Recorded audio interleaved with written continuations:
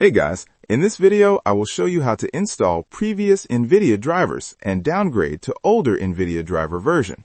Alright, so let's begin with the video. First, go to your Start menu and search for Device Manager and open it. Once Device Manager opens, expand Display Adapters. You should see your graphics card listed here. Right-click on it, then select Properties, then go to the Driver tab. If the rollback driver option is available, simply click it and follow the on-screen instructions.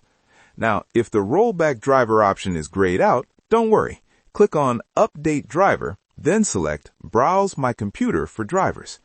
After that, choose Let me pick from a list of available drivers. If older drivers are available, they will appear here, and you can select one to install. If no older drivers show up in that list, go back to Display Adapters, right-click your graphics card again, open Properties, and head to the Driver tab.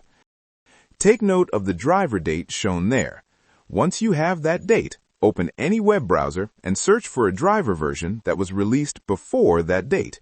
Make sure you download it only from the official NVIDIA GeForce Experience website. After installing the older driver, restart your computer. This should help resolve any issues caused by a recent graphics driver update. And that's it. So that's basically how you can install previous NVIDIA drivers and downgrade to older NVIDIA driver version.